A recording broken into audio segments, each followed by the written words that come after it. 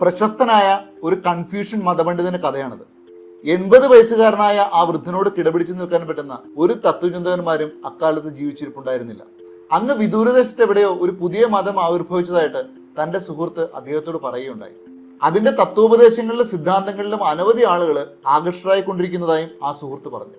വിജ്ഞാനദാഹിയായ അദ്ദേഹത്തിന് ആ മതസിദ്ധാന്തങ്ങളെക്കുറിച്ച് അറിയാനായിട്ട് കലശലായ മോഹമുണ്ടായി.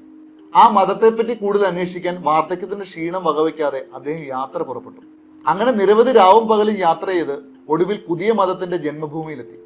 അതിന്റെ പ്രചാരകർ അദ്ദേഹത്തെ ഉപചാരപൂർവ്വം സ്വീകരിച്ചു. ശ്രീബുദ്ധന്റെ അന്തേവാസികൾ പാർത്തിരുന്ന മഠമായിരുന്നു അത്.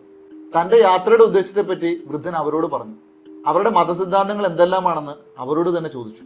തിന്മ ചെയ്യാതിരിക്കുക, കഴിവുള്ളിടത്തോളം നന്മ ചെയ്യുക. ബുദ്ധമത സിദ്ധാന്തങ്ങളുടെ സാരാംശം ഇത് മാത്രമാണെന്ന് അവർ പറഞ്ഞു. ഇത് കേട്ടപ്പോൾ വൃദ്ധന് വല്ലാത്ത അരിശം തോന്നി. വലിയൊരു മോഹഭംഗത്തോടു കൂടി ആ വൃദ്ധൻ അവരോട് ചോദിച്ചു, വെറും 3 വയസ്സുള്ള കുട്ടിക്ക് ഇത് മനഃപ്പാടമാക്കാവുന്നതേ ഉള്ളൂ. ഇതറിയാനാണോ ഇത്രയും മൈൽ ദൂരം ഞാൻ യാത്ര ചെയ്തു വന്നത്? ആ മതത്തിന്റെ വക്താക്കൾ പറഞ്ഞു, താങ്കൾ പറഞ്ഞത് വളരെ ശരിയാണ്. ഒരു 3 വയസ്സുകാരന് ഇത് മനസ്സിലാക്കാം. പക്ഷേ 80 വയസ്സുകാരന് പോലും ഇത് പ്രാവർത്തികമാക്കാൻ ബുദ്ധിമുട്ടുണ്ട്. നാം വിശ്വസിക്കുന്ന മതത്തിന്റെ സിദ്ധാന്തങ്ങൾ എത്ര ലളിതമായിരുന്നാലും അത് പ്രാവർത്തികമാക്കാൻ സാധിക്കുന്നുണ്ടോ എന്നുള്ളതാണ് യഥാർത്ഥ പ്രശ്നം.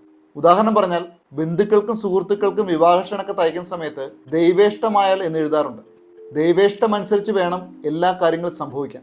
നമ്മളുടെ ഇഷ്ടമനുസരിച്ച് മക്കളുടെ വിവാഹ കാര്യങ്ങളെല്ലാം തീരുമാനിച്ചുറപ്പിച്ചതിന് ശേഷം ദൈവേഷ്ടമായാൽ എന്ന് എഴുതി ചേർക്കുന്നതിനകത്ത് എന്തർത്ഥമാണുള്ളത്? നമ്മുടെ പ്രസംഗവും പ്രവൃത്തിയും തമ്മിലുള്ള പൊരുത്തക്കേടാണ് ഇവിടെ കാണുന്നത്. അതുകൊണ്ടാണ് മതവും വിശ്വാസ പ്രമാണങ്ങളും അജകള സ്ഥാനം പോലെ ആയിത്തീരുന്നത്. എല്ലാവർക്കും ശുഭദിനം. Thank you so much.